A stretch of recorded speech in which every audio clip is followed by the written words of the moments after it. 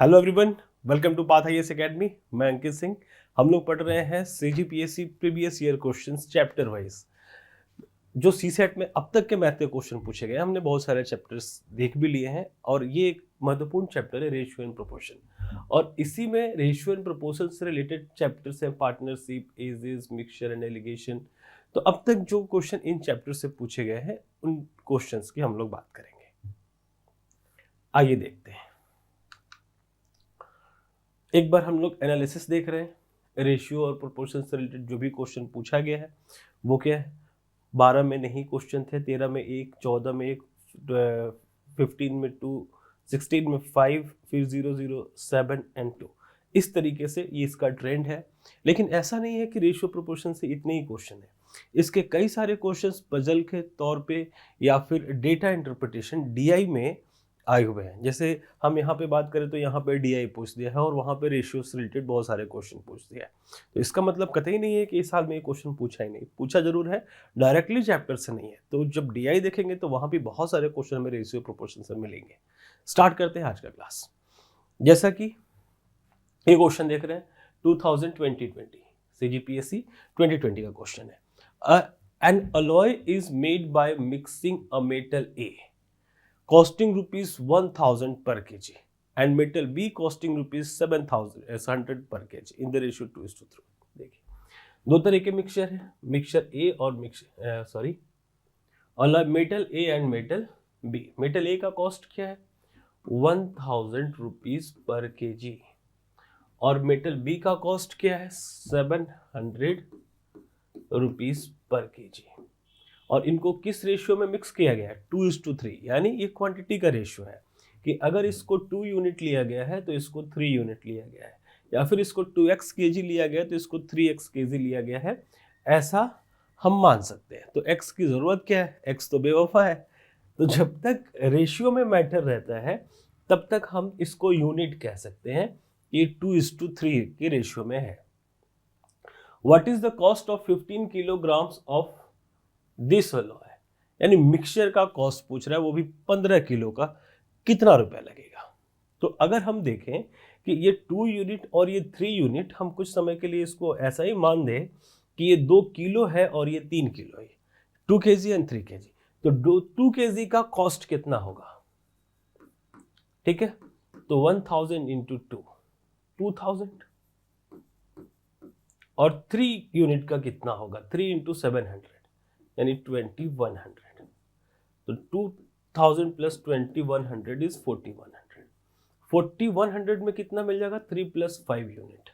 5 unit कह लो या 5 KG कह लो, हम कह सकते हैं ना। 1 किलो का प्राइस है 1000, देन 2 केजी का प्राइस 2000, 1 केजी का प्राइस 700, 3 केजी का प्राइस 20। तो हमने 15 और 4100 का रेशियो मिल गया कि अगर 5 केजी हमारे पास मिक्सचर होगा या अलॉय होगा, कोई भी कह लो, तो उसका प्राइस होगा 41।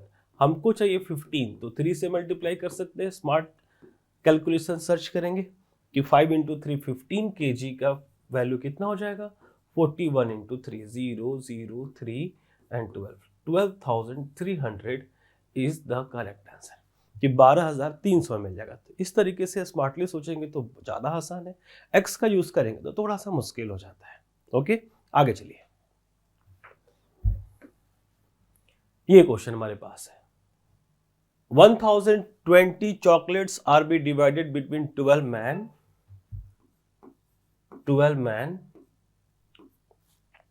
11 women and 8 children. Each man, woman and child will get chocolates in the ratio 3:3:2। अब इनके चॉकलेट्स का रेशियो क्या हो जाएगा 3:3:2। किसका, मैन, वुमेन और चाइल्ड का, एक आदमी का, एक औरत का और एक बच्चे का। और इस सबको मिलाकर 10,020 चॉकलेट थे हमारे पास। तो पूछा है कि पुरुषों का हिस्सा क्या है, यानी जो 12 पुरुष हैं उन लोगों के लिए टोटल टॉफी कितनी है यहाँ पर। तो इसको हम इस तरीके से सर्च कर सकते हैं कि ये एक आदमी, एक औरत और एक बच्चे का था। हम चाहे तो इसको लिख लें, एक आदमी, 1 मैन 1 वुमेन और 1 चाइल्ड का रेशियो। तो भाई 12 मैन को कितना मिलेगा, 12 इंटू 3 36 टॉफी मिलनी चाहिए कम से कम, और ये 11 इंटू 3 33 महिलाओं को मिलनी चाहिए, और 8 इस इंटू 2 16 मिलना चाहिए बच्चों को, 8 बच्चों को।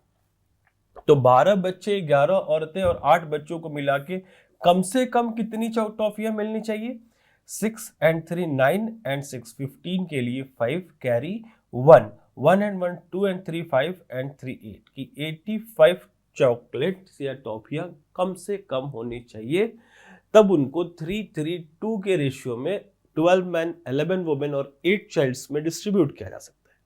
लेकिन हमारे पास 1020 है, तो हम क्या कह सकते हैं कि 85 यूनिट का वैल्यू है 1020 टॉफीज, देन 1 यूनिट का क्या वैल्यू हो जाएगा, 1020 डिवाइडेड बाई 85। अब पूछा है share of man, what will be the share of man, share of man कितना है, 36 यूनिट, 36 यूनिट। अब हमें 36 यूनिट की वैल्यू कैसे मिलेगी, 1 यूनिट की वैल्यू पता है 1020/5, then 36 unit is equal to 36 into 1020/85। अब इसको सॉल्व कर लेंगे, हमें आंसर मिल जाएगा 17 5 जा 85, 5 2 जा 10, 5 4 जा 20, 17 1 जा 17 and 3 into 2 12 into 36, 12 6 जा 72 carry 7, 12 3 जा 36 and 7 43 यानी 432 टॉफी पुरुषों को दिए जाएंगे। क्लियर हो गया, बहुत ही आसान क्वेश्चन था। बस एक बार हमें ये देखना था कि ये जो रेशियो दिया है ये 1 मैन 1 वुमेन 1 चाइल्ड का है, और ये 12 women 12 man 11 women and 8 child के बीच में डिस्ट्रीब्यूट करना था। तो हमने 12 इंटू 3 36 किया, 11 इंटू 3 33 किया, 8 इंटू 2 16, बस इतना ही हुआ है।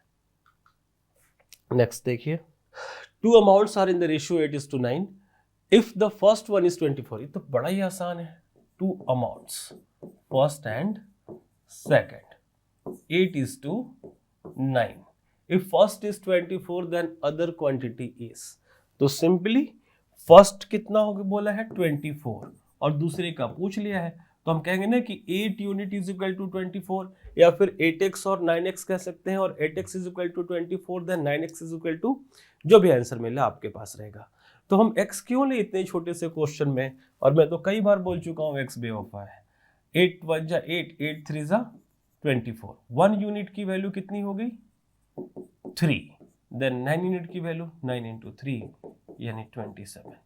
2019 में पूछा है, तो बड़े ही आसान क्वेश्चन पूछे गए हैं रेशियो प्रोपोर्शन से। कुछ क्वेश्चन कभी कभी टफ पूछे गए, उसको भी देखेंगे, आगे देखा जाए। Next question, in 1 kg mixture of sand and iron is 20 iron. Okay, हमारे पास मिक्सचर है 1 kg, 1 kg को हम 1000 ग्राम भी कह सकते हैं। अब इसमें बोला कि आयरन 20% आयरन अगर इधर है 20% और सैंड इधर है, तो ऑटोमेटिकली सैंड कितना हो जाएगा 80%, बिकॉज कोई भी मिक्सचर हमेशा 100% होता है। तो 100% को हमने 20 और 80 में डिस्ट्रीब्यूट कर दिया। अब बोला how much sand should be added so that the iron in the mixture becomes 10%, यानी आयरन 10% होगा, तो आप बताओ कि सैंड कितना हो जाएगा 90%। हम इसको रेशियो में कन्वर्ट कर लेते हैं। तो रेशियो में कन्वर्ट कैसे करेंगे, 21 जा 20 और 24 जा 80, परसेंट से परसेंट कैंसिल। ओके, इस परसेंट से भी इस परसेंट को कैंसिल करेंगे, ये 0 0। तो हमारे पास रेशियो क्या मिल रहा है आयरन और सैंड का 1:4 एंड 1:9, ये रेशियो मिला ना। क्वेश्चन ने पूछा कि कि इसमें हम कितना बालू यानी रेत मिलाएं, how much sand should be added. तो सैंड मिलाएंगे तो मिक्सचर में, मैंने ऐसे ही पढ़ा है, अगर आपने मेरा क्लास अटेंड किया है तो, और नहीं किया है तो सोचिए कि दो तरह का मिक्सचर है हमारे पास, और दोनों मिक्सचर में से ऐड किसको कर रहे हैं, तो सैंड को ऐड कर रहे हैं। मिक्सचर में हम बालू मिला रहे हैं तो बालू बढ़ेगा, आयरन तो नहीं मिला रहे हैं ना, तो भले ही परसेंटेज घटेगा लेकिन क्वांटिटी सेम रहेगी।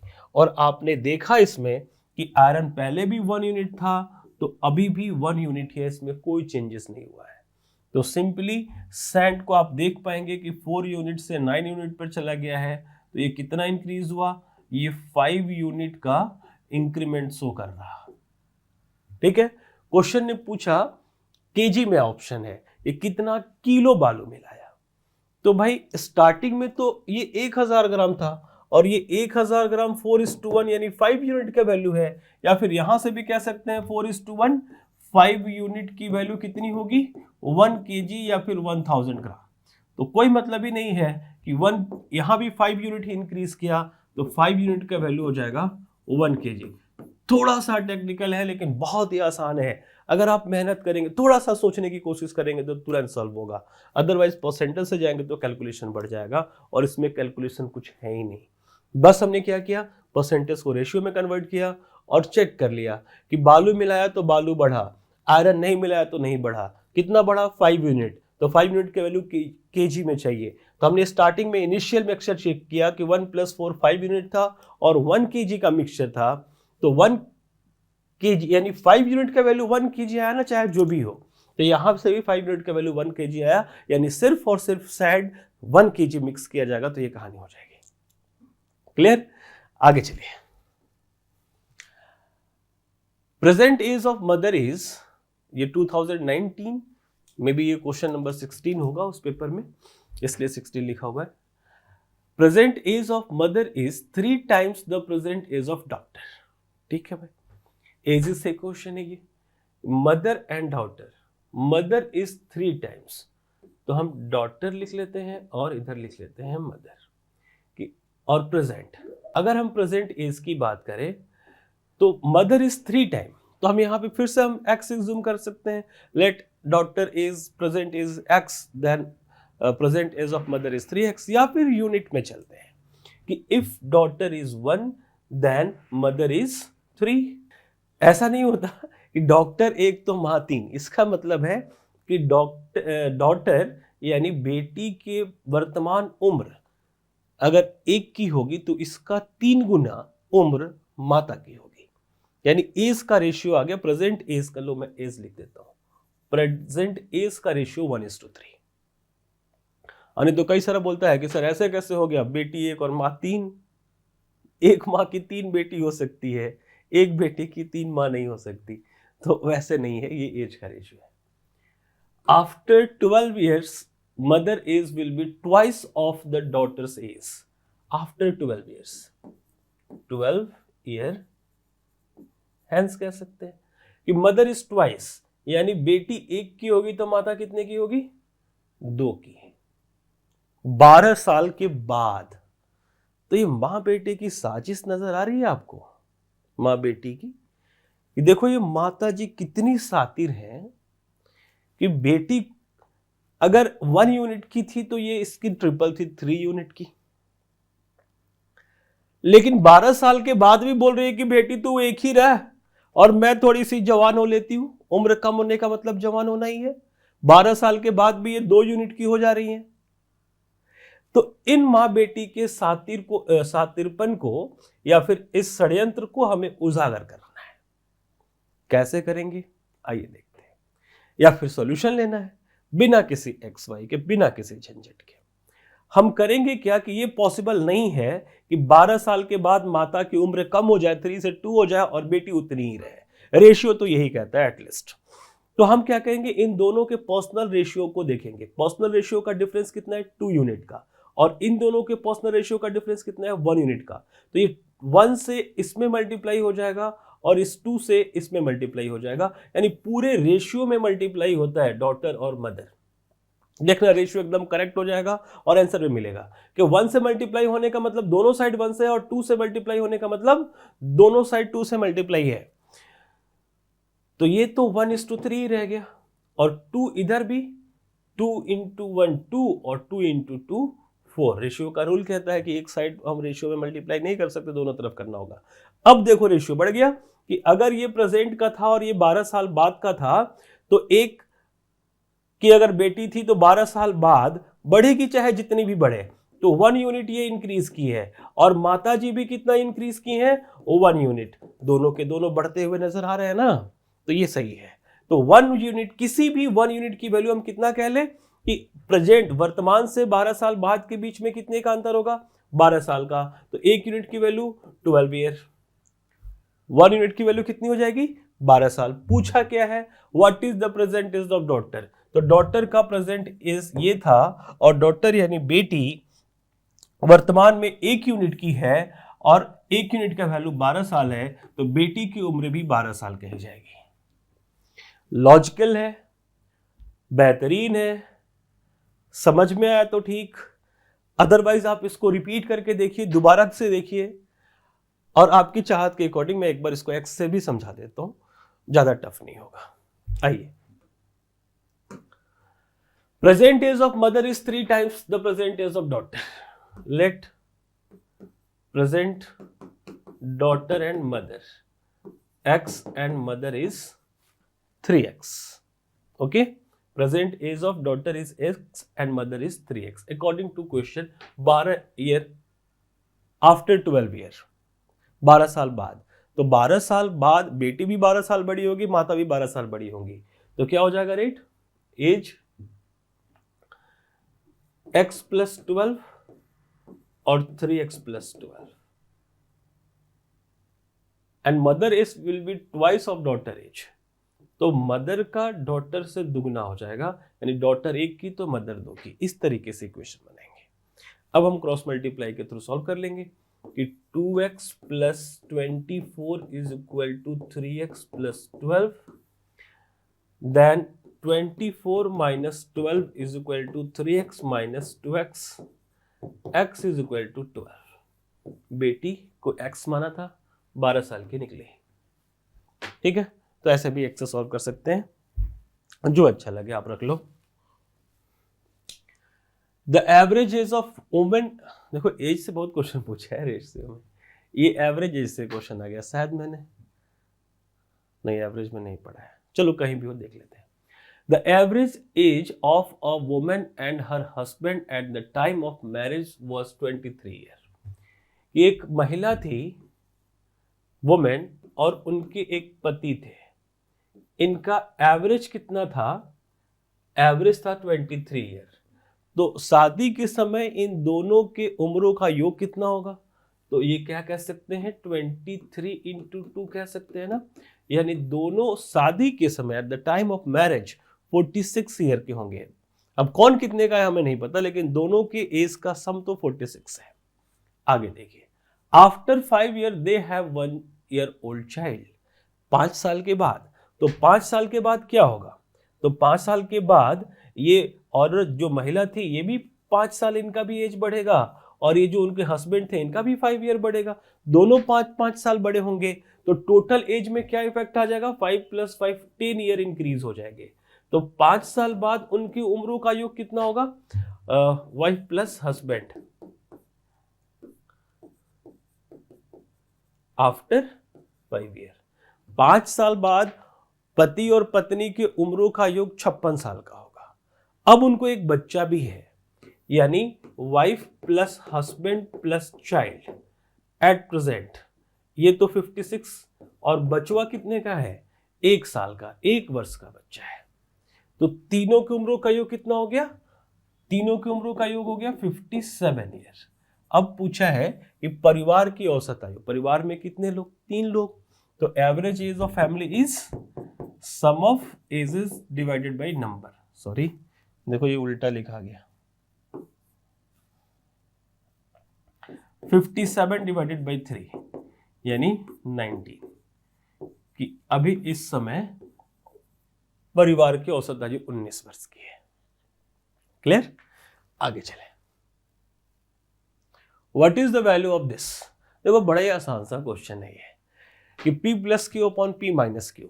अब यहां से बच्चे कैलकुलेट करने लगते हैं कि p upon q is equal to 7, then p is equal to 7q।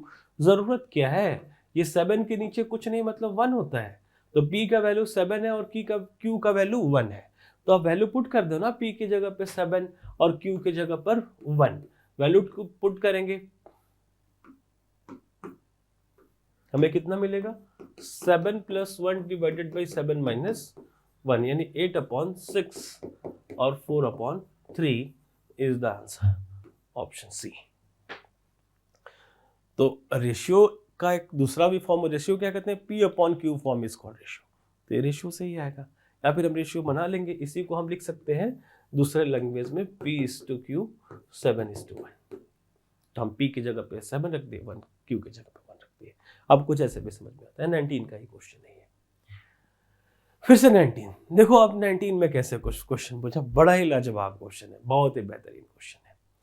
Mahesh has some apples, he have half of the apples, he gave half of the apple to Suresh but got 1 apple back from Suresh.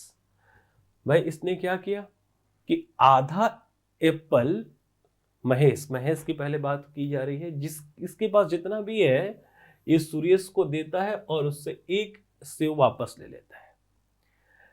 Then ठीक है, हो गया, एक part हो गया। दूसरा part देखिए, logical question है, क्वेश्चन बड़ा है, बच्चे पढ़कर ही घबरा जाते इसलिए छोड़ देते हैं और मैक्सिमम छोड़कर आए थे। आराम से पढ़ेंगे तो बड़ा ही आसान है। Then he gave half of the apples available with him to Dunesh and got 1 apple back. ठीक है भाई, इससे भी आधा दिया, इसके पास जितना बचा था उसका आधा दिया, फिर से वापस ले लिया एक ठो। Third time the repeated with same process with Harish, यानी जितना इसके पास बचा होगा उसका आधा हरीश को देगा, फिर उसे एक ठो वापस ले लेगा। In the and he was having the same number of apples, उसके बाद फिर से जितने पहले में थे उतने ही है, ये कैसे हो सकता है? Which he had in the beginning, number of apples he had in the beginning is, समझ सकते हैं कि स्टार्टिंग में जितने उसके पास थे उतने ही अभी भी है। ये पॉसिबल है क्या? तो किसी किसी केस में पॉसिबल है, सोचते हैं थोड़ा सा। हमारे पास 4 ऑप्शन है, पहले एलिमिनेट करते हैं, उसके बाद मैं इसको प्रोसेस से बताऊंगा कि एलिमिनेशन मेथड क्या है। कि मान लो उसके पास स्टार्टिंग में 4 एप्पल थे और 4 में से आधा यानी 2 दे दिया, तो बचा कितना? 2, फिर से 1 ले लिया, बचा कितना? 3। एक प्रोसेस हो गया। फिर 3 का आधा किसी को देगा, तो आधा देने का मतलब 1.5 तो देगा, तो 1.5 को बचेगा। तो कभी भी किसी को 1.5 आधा काट के नहीं देगा ना सेव, ठीक है? तो फ्रैक्शन नहीं आना चाहिए। अगर फ्रैक्शन आ गया तो क्वेश्चन खत्म। तो ये तो नहीं हो सकता। दूसरा ऑप्शन क्या है? 6, इसमें से आधा यानी 3 देगा तो 3 बचेगा, फिर 1 ले लेगा तो 4 बचा। चलो यहां तक तो ठीक है, ये एक प्रोसेस हुआ। फिर दूसरा प्रोसेस, इसके पास 4 है अवेलेबल, उसमें से आधा दिया 2 ठो, तो बचा 2, फिर 1 ठो ले लिया 3। अब फिर 3 का आधा देने जाएगा तो फिर से 1.5 देगा, फ्रैक्शन आ गया, कहानी खत्म। या फिर 1.5 मान लो दे दिया तो 1.5 बचा, फिर 1 ले लिया तो 2.5 रहा ना, और स्टार्टिंग में 6 था। तो इस प्रोसेस में कभी भी उतना नहीं बच सकता कि अगर किसी के पास कुछ छूट जाए तो। पहले इसके पास जितने भी थे उतने अभी भी है, यानी जितना दिया उतना ले लिया है, मतलब एक ही दिया है। मैं इसका लॉजिक बता रहा हूं, पहले इसको देख लेते हैं। 8 आधा दे दिया, 4 बचा कितना? 4, फिर उससे 1 ले लिया, अब इसके पास 5 है। अब 5 का आधा किसी को देने जाएगा तो ये 2.5 होता है, डेसिमल आ गया, यानी ये तीनों ऑप्शन नहीं होंगे। और जब ये तीनों ऑप्शन नहीं होंगे तो नॉन ऑफ दिस होगा। एक तो हिट एंड ट्रायल मेथड से ऐसे इसको सॉल्व कर सकते हैं। अब अगर लॉजिक लगाएं कि भाई जितना उसके पास स्टार्टिंग में थे उतने ही अभी है, ये कब पॉसिबल है? मतलब किसी को कुछ दिया ही नहीं, जितने थे उतने ही है, इसका मतलब सीधा सा है कि किसी के पास कुछ रिमेनिंग नहीं बचा है। इसका मतलब क्या है? और फिर एक लाइन बोला है कि उन लोगों से एक ले रहा है, यानी जितना दे रहा है उतना ले रहा है। ध्यान से समझो, क्वेश्चन ने बोला कि 3 बार प्रोसेस किया है कि अपने पास जितना रखा है उसका आधा किसी को दिया, एक ठो ले लिया है। और हमने आंसर क्या निकाला? क्वेश्चन के लास्ट लाइन में बोला है कि जितना पहले उसके पास था उतना ही है। इसका मतलब है कि उसके पास, इसने किसी को कुछ दिया ही नहीं, दिया तो कुछ छोड़ा नहीं, सब ले लिया। क्वेश्चन ने बोल रहा है कि एक ले लिया, तो स्टार्टिंग में इसके पास कितना था? 2, तभी तो एक देगा। ठीक है, 2 का अगर मान लेते हैं स्टार्टिंग में इसके पास 2 था तो एक देगा, तो इसके पास बचेगा 1, फिर से एक ले लेगा, बचेगा 2। एक बार प्रोसेस हो गया। अब फिर 2 है, फिर आधा दिया यानी 1 दिया, तो इसके पास बचा 1, फिर से 1 ले लिया,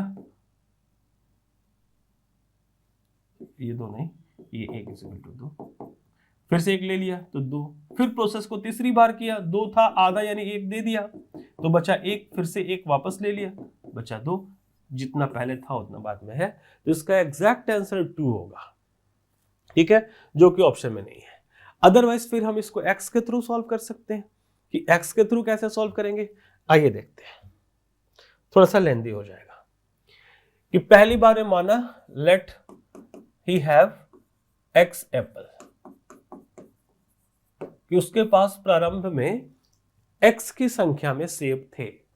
तो x की संख्या में सेब थे तो x का आधा दे दिया, तो बचा कितना इसके पास? आधा बचा, यानी x/2 बचा। फिर 1 ले लिया, तो इसके पास अब कितना बचा? इतना, यानी 1 ले लिया, बचा कितना अब? तो x, ये एलसीएम हो गया 2x + 2। अब इसका आधा, सेकंड प्रोसेस में आधा देगा, 1 ठो लेगा, तो इसके पास आधा का मतलब क्या है? हाफ का मतलब है कि x + 2/2 का हाफ, और फिर 1 ठो ये ले लेगा तो +1। ठीक, सेकंड प्रोसेस हो रहा है, तो ये हो गया x + 2/4 + 1, यानी x + 2 + 4/4। अब थर्ड प्रोसेस बोला कि फिर से यही प्रोसेस किया, आधा दिया, जो भी बचा है, तो इसके पास है कितना? अभी x + 6/4 है, और इसका आधा किसी को देगा और 1 ले लेगा, तो बचेगा इसके पास जितना पहले था उतना, यानी तीसरी बार में जितना पहले था उतना ही बचेगा, तो = x रखेंगे। अब यहां से सॉल्व कर लेंगे कि ये हो जाएगा, पहले इसको मल्टीप्लाई करेंगे कि x + 6/8 + 1 = x। तो ये x + 6 + 8 = 8x। अब हो गया इधर 8x - x, और 6 और 8 14, देन 7x = 14 और x = 2। x का वैल्यू कितना आ गया? 2। तो मैंने आपको लॉजिकली भी समझाया था, अगर लॉजिकली समझ में आया होगा तो so much so good, otherwise आप इस मेथड के थ्रू भी जा सकते हो। आगे चलते हैं, फिर से जैसे क्वेश्चन। 5 वर्ष पूर्व सुरेश और उनकी मां की आयु मिलाकर 40 वर्ष थी। 5 वर्ष पहले सुरेश और मां, ये है सुरेश और ये है सुरेश की मदर, और 5 year ago Suresh plus Suresh की मदर की एज का सम कितना है? ऐसा नहीं, 5 year ago Suresh plus mother age is 40 years, 40 वर्ष की थी। At present the ratio of their ages is 1:4। वर्तमान में इनके उम्रों का अनुपात 1:4 है। वर्तमान में कितना है? 1:4। तो वर्तमान सुरेश की मां की आयु कितनी है? सुरेश की मां की आयु कितनी है?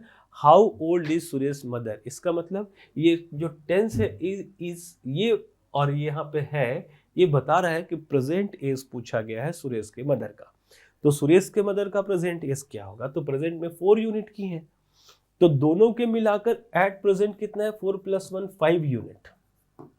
हमें इसका वैल्यू चाहिए, और 5 साल पहले की बात है, तो वर्तमान के लिए क्या करें, 5 साल पहले दोनों 40 के थी तो वर्तमान में 5 वर्ष बीते हैं ना, यानी 5 वर्ष सुरेश भी बड़े हुए हैं और 5 वर्ष उनकी माता भी बड़ी हुई हैं। ये बहुत ही बेहतरीन कॉन्सेप्ट है कि एक बार जब एज का डिफरेंस क्रिएट हो जाता है तो वो कभी खत्म नहीं होता।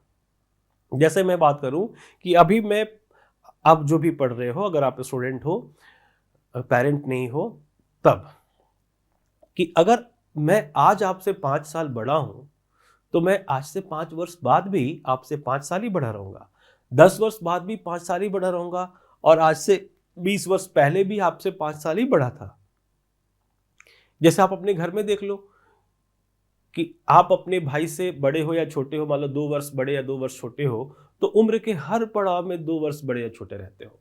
तो वैसे ही अगर 5 साल पहले सुरेश जितने के थे और मदर जितने की थी, लेकिन उन दोनों के एज का सम 40 था, तो वर्तमान में 5 साल सुरेश भी बढ़ेंगे और 5 साल उनकी माता यानी 10 साल बढ़ेंगी, और एट प्रेजेंट उनके दोनों के उम्रों का योग 50 साल होगा। Sum of their ages at present is 50 year, और प्रेजेंट में रेशियो है 5 यूनिट, तो 5 यूनिट की वैल्यू हम कह लेंगे 50 ईयर्स।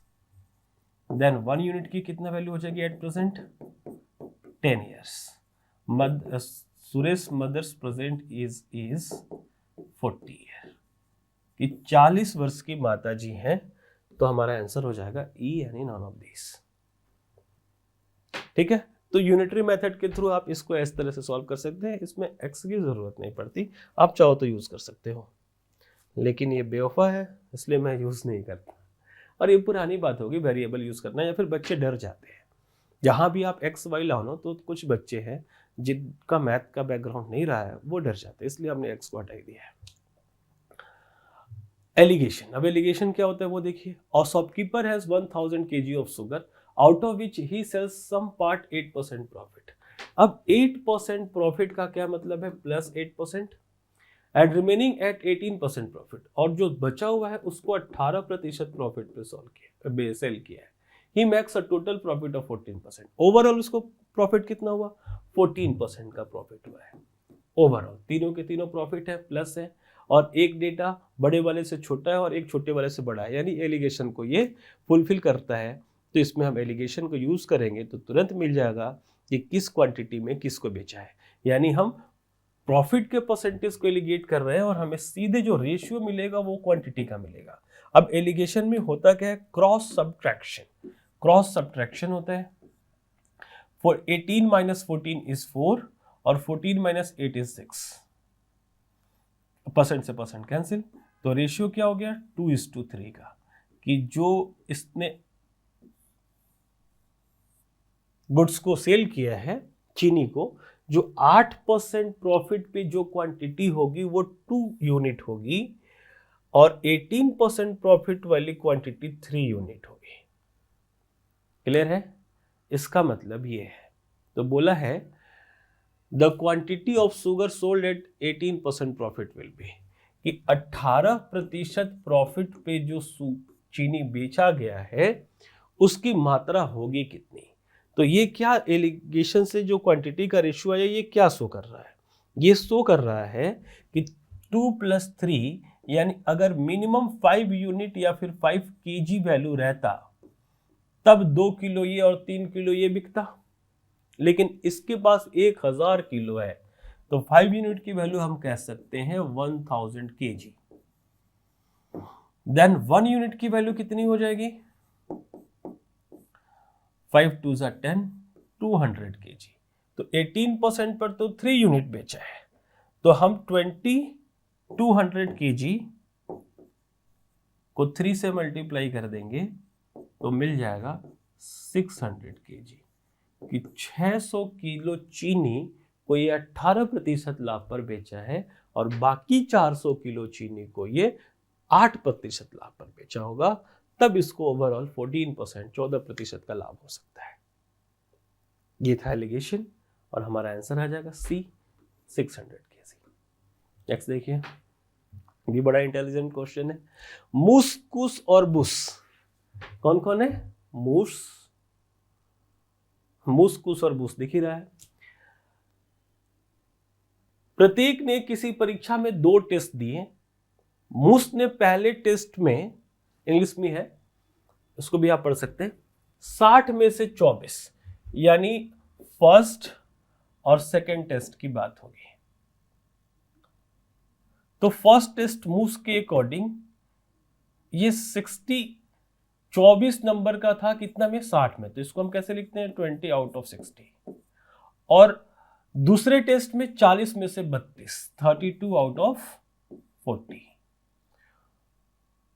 ओवरऑल इसने कितना गेन किया, तो ये देख लेते हैं कि ओवरऑल ये इसको मिलता है total 6 and 5, 4 and 2 6, 56 out of 100। कि अगर 100 नंबर की बात करें तो 56 नंबर उसको मिला है। और अगर बुश की बात करें तो बुश को देखिए 35 out of 70, 35 out of 70 in first test and 54 out of 60 in second test, 54 out of 60 in second test. इसने ओवरऑल कितना लिया, 5, 4 and 5 9 और 5 and 3 8, 89 out of 0 and 6 and 7 13, 130। and Kus gained 27 out of 90, 27 out of 90 and 45 out of 50, 50 में से 45। इसने overall कितना लिया, 5 and 7, 12 के लिए 2 carry 1, 4 and 2 6 and 1 7, 72 out of 130, 140। अब आपको देखना है कि इसमें से सबसे ज्यादा किसको मिला है। तो अगर सबका डिनोमिनेटर सेम रहता तो इस क्वेश्चन का आंसर करना बड़ा ही आसान था, लेकिन डिनोमिनेटर सेम है नहीं, तो डिनोमिनेटर को सेम करने के लिए क्या करना पड़ता है, सबके डिनोमिनेटर से एलसीएम लेकर मल्टीप्लाई कराएं या फिर इसका परसेंटेज वैल्यू निकाल लें। बात तो सब एक ही है कि भाई ये 100 में इतना, तो सब में अगर 100 से मल्टीप्लाई कर देंगे तो हमें इसकी परसेंटेज वैल्यू मिल जाएगी और वो धड़ से बता देंगे कि किसको कितना परसेंट। वैसे तो आपको दिख रहा होगा कि 89 130 में से ही लाया है, ये 72 140 में से, ये 56 100 में से, तो सिंपल सी बात है कि ये ज़्यादा है। बट एक बार परसेंटेज में चेक कर लेते हैं कि इसको मिला है ओवरऑल 56% और इन साहब को मिला है 13 सत्ते 98, यानी 56 से तो ज़्यादा ही है। 78 तक कैंसिल हो गया, 78 and 10 88 11 और ये 0 यहां पर चला गया, 8 जा पॉइंट, अभी आगे भी आएगा, इतना परसेंट मान लेते हैं, आइडिया लगा रहे हैं हम। फिर ये 0 से 0, 14 5 जा 72 और फिर से डेसिमल आएगा, ये यहाँ पे 70, 14 5 जा 70 और 2 and 0, ये वाला 0 20, तो 51, तो 51%। और ये भी थोड़ा सा आगे और भी बढ़ेगा डॉट में, डेसिमल में लगभग। तो बताइए 51, 56 और 60 में सबसे ज़्यादा कौन सा है, 61%। आंसर क्या हो जाएगा, पुश। अब कुछ लोग ये भी कहते हैं कि भाई ये परसेंटेज सही नहीं है, इसका अलग निकालोगे तो वो भी लगभग इतना ही आ जाएगा, तो थोड़ा बहुत डेसिमल्स में डिफरेंस करेगा, अदरवाइज नहीं भी करेगा। तो आप आइडिया लगा सकते हो इस तरीके से कि किसको सबसे ज़्यादा मार्क्स मिला है, वो बुश है और आपका आंसर बुश होगा। कुश है, नहीं बुश बुश बुश, सेकंड वाला है मूस कूस। एक मिनट भाई, मूस ने पहले टेस्ट में, कुश ने दूसरे टेस्ट में, तो दूसरे टेस्ट में कुश है। अच्छा, थोड़ा सा मुझे लिखने में परेशानी हुई है, ये बूस बीच में नहीं आएगा, कुश आएगा और यहां पर बूस आएगा, तो कुश हमारा आंसर होगा, ना कि बूस। हमारा आंसर क्या होगा, कुश।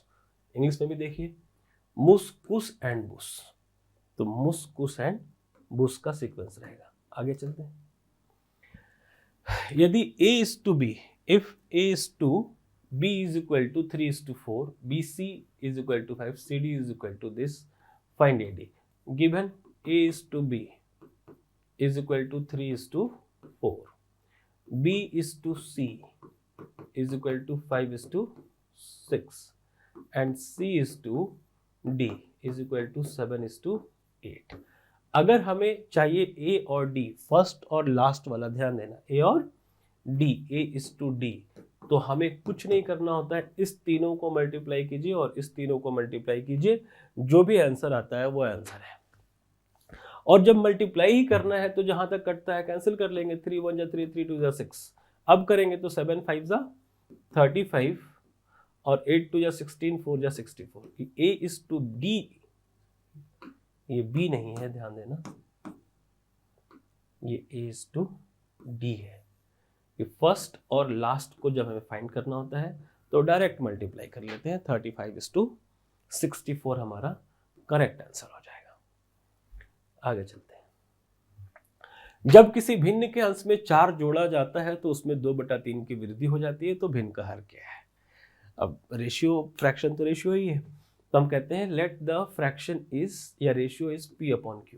ये हमारा फ्रैक्शन है यानी भिन्न है, इसके अंश में 4 जोड़ा जाए तो ठीक है भाई, इसमें हमने 4 प्लस कर दिया तो उसमें 2/3 की वृद्धि हो जाती है, यानी P/Q जो है वो बढ़ जाता है 2/3 से। तो हर यानी डिनोमिनेटर पूछा है, तो कैसे इसको हम फाइंड कर सकते हैं? देखिए, इसका मतलब सीधा सा है कि P को Q से भी डिवाइड किया गया है और 4 को भी Q से डिवाइड किया गया है। ऐसे अगर हमारा दिमाग चल गया तो हमारा काम हो गया बहुत ही जल्दी। P/Q कैंसिल, तो 4/Q इज इक्वल टू 2/3, 2 2 जा 4, ऊपर से ऊपर कैंसिल हो जाता है, 3 इधर 1, तो ये Q into 1 is equal to 3 into 2 6। Q का वैल्यू क्या है? 6 इसमें नहीं है, हमारा आंसर हो जाएगा E, none of this. Okay, 3 अंकों का योग 136, the sum of 3 numbers is 136, let the 3 numbers be A, B and C. Sum of A plus B plus C is equal to 136. If the ratio between first and second is 2:3, okay, first and second A is to B is 2:3, and that between second and third, ये second है और ये third है, तो second और third का ratio is 5:3, second is 5 and third is 3, the second number is। तो इसको मैं आपको कोई ट्रिक नहीं बताता, इसमें मैं कहता हूं कि खाली स्थानों को पड़ोसियों से भरे, fill the vacant places from that neighbors, कि खाली स्थान को इनके पड़ोसी से भर दे। अब इनका पड़ोसी है कौन? तो देखिए, इस वाले का पड़ोसी इसके लाइन में मिलेगा, तो इसका जस्ट सबसे नियरेस्ट 3 है, तो 3 को पुट करो, और इसमें इस ग्रीन प्लेस के लिए पड़ोसी 5, नेबर 5 मिलेगा, तो इसको पुट करो, मल्टीप्लाई कर दो, आंसर है 5 2 10, 5 3 15, 3 3 9। अगर ये कैंसिल होता तो कैंसिल करते, नहीं हो रहा है तो नहीं करेंगे। तो ये तीनों नंबर्स का रेशियो मिला 10 15 एंड 9। अब तीनों का सम क्या हो जाएगा? 10 + 15 25 + 9 34 यूनिट का वैल्यू हमारे पास है 136। तीनों का सम है तो हमने तीनों का सम कर दिया। Then 1 unit is equal to 34 into 136, how many time? तो 3 4 जा 12, 124 4 जा 16, यानी 4 टाइम में ये कैंसिल हो जाएगा। तो 1 यूनिट की वैल्यू 4 मिली, तो क्वेश्चन ने क्या पूछा? Find the second value, second number. तो सेकेंड नंबर 15 है, तो 15 इंटू 4, यानी second number is equal to 15 into 4, यानी 60। ये हमारा 60 आंसर हो जाएगा। तो यहाँ खाली स्थान को पड़ोसी से भरना बड़े काम का। आगे चलिए, ₹2430 is divided between A, B and C. Okay, A plus B plus C में कितना पैसा डिस्ट्रीब्यूट करना है? 2430 रुपए को, such that if their shares be reduced by 5 10 and 15, कि इनके अंकों को 5, 10 और 15 से 5, 10 और 15 से घटा दें तो टोटल कितना घटाएंगे? 30 रुपीज माइनस कर देंगे तो ये 2400 बचेगा। Then reminders shall be in the ratio 3:4:5। तब जो नंबर बचेगा ये वाला, ये है ना रिमाइंडर, ये हो जाएगा 3:4:5 का रेशियो। क्वेश्चन सेट हो गया। देन बी शेयर, अब बी का शेयर चाहिए, कैसे मिलेगा? तो देखिए ये 15 का क्वेश्चन है कि हमें तीनों को प्लस करना होगा, क्योंकि तीनों का सम तो हमारे पास है ना, कि 5 + 4 9 एंड 3 12, यानी 12 यूनिट की वैल्यू मिली 2400। देन 1 यूनिट की वैल्यू क्या हो जाएगी? 200। तो बी का शेयर कितना हो जाएगा? Share of be in 2400 rupees is 4 into 200 यानी 800, कि बी का शेयर 800 हो जाएगा। देखो सी में ऑप्शन में 800 है, यहां पे लड़के गलती कर देते हैं 800 के साथ जाकर। बोला पैसा तो बांटना था 2430 ना, और बी वाले में से 10 रुपया पहले निकाल कर रख लिया गया है। बी से पहले कितना निकाल कर रख लिया गया है? 10 रुपए। बोला है ना कि तीनों में से 5, 10 और 15 के रुपए में पैसे निकाले गए। तो जब 10 रुपए निकाल कर रख लोगे तो फिर से लास्ट में इसको प्लस करना होगा 10, यानी इसका शेयर हो जाएगा 810। क्वेश्चन को ठीक से पढ़िए। 2430 रुपए को एबीसी में इस प्रकार विभाजित किया जाता है कि यदि उनके हिस्से का क्रमशः 5, 10 और 15 रुपए कम कर दिए जाए तो बची हुई राशि का अनुपात इतना होता है। तब बी का हिस्सा क्या होगा? देन बी शेयर वॉज, मतलब कि इनिशियल अमाउंट में बी का हिस्सा कितना था, ना कि रिड्यूस होने के बाद। ओके, तो 800 ऑप्शन में मिलता है तो 800 के साथ जाना बच्चे पसंद करते हैं, गलत है। तो आंसर क्या हो जाएगा? 910। अगर यहीं पे 810 रहता तो हमारा आंसर सही होता। आंसर हमारा नॉन ऑफ दिस, इनमें से कोई नहीं। ओके, नेक्स्ट देखिए 2013 14 गैप था। देखिए if A and B are natural numbers and A square minus B square is prime. Prime क्या है? A square minus B square. और ए बी क्या है? Natural numbers. अब ये प्राइम नंबर का डिफिनेशन क्या है कि prime number says prime number is divisible by 1 and itself, कि वो एक से या स्वयं से कटेगा। तो एक से और स्वयं से कटे 1 एंड इट सेल्फ, दो ही से कटता है वही प्राइम नंबर होता है, और ये प्राइम नंबर है, यानी एक से कटेगा और खुद से कटेगा। तो एक बार इसका फैक्टर देखकर देखते हैं कि इसके दो ही फैक्टर होने चाहिए, कौन कौन से? एक, और वो दो फैक्टर में क्या होगा? एक किसी की वैल्यू 1 होगी और किसी की वैल्यू वो खुद संख्या होगी। तो इसका फैक्टर क्या हो सकता है? a + b into a - b। अब देखो कि इसमें से कौन 1 हो सकता है, तो किसी भी नेचुरल नंबर को प्लस करके 1 नहीं लाया जा सकता, because smallest natural number is 1। तो माइनस करके तो ला सकते हैं ना, ये किसी भी दो नेचुरल नंबर का डिफरेंस तो 1 हो सकता है। 2 - 1, 3 - 1, 4 - 3, 5 - 4, 6 - 5, 7 - मतलब कुछ भी करें 1 आ सकता है। तो ये a - b पॉसिबल है 1, ठीक है। तो वो जो नंबर होगा, जो प्राइम नंबर होगा, वो ये नंबर होगा, यही वाला a + b। बोलो यस, यहां तक क्लियर है। अब ऑप्शन बोल रहा है कि इसमें से कौन सा सही है, कि a square minus B square को प्राइम नंबर बोला गया है। बोला गया है ना क्वेश्चन में प्राइम नंबर है, और प्राइम नंबर हमें a + b मिला है, तो हम यहाँ पर a + b रख सकते हैं, और जो कि इक्वल होगा, यानी prime number a square minus B square भी होगा और a + b भी होगा, बाकी कहीं नहीं। तो इसी के साथ हमारा आंसर ए करेक्ट हो जाता है, आगे जाने की जरूरत ही नहीं है। थोड़ा सा कॉन्सेप्चुअल था प्राइम नंबर का, कॉन्सेप्ट के अकॉर्डिंग चलोगे तो, लेकिन लाजवाब था। तो ये 13 का क्वेश्चन था, 12 में आया नहीं, तो इसलिए रेशियो प्रोपोर्शन से इतने सारे क्वेश्चन थे। Thank you so much. मैं फिर से कहूँगा कि वीडियो पसंद आ रहा हो तो आप ज़रूर इसको अपने दोस्तों के साथ शेयर कीजिए, जो भी एस्पायरेंट्स है, जो भी CGPSC देना चाहते हैं उनके साथ शेयर कीजिए। और प्रीवियस ईयर आपके एक पैटर्न को बताता है, क्वेश्चन के अप्रोच को बताता है। किसी भी मैथ्स की क्लास के लिए हमसे जुड़े, डेमो क्लास भी अवेलेबल है, ऑनलाइन ऑफलाइन या रिकॉर्डेड क्लासेस सब कुछ अवेलेबल है हमारे पास। किसी भी क्वेरी के लिए पाथ आईएएस अकेडमी को कॉल कीजिए। और अगर आपको लगता है कि हमसे कोई क्वेश्चन मिस हो गया है इस चैप्टर में तो आप हमें ज़रूर कमेंट में बताइए। Bye bye, take care.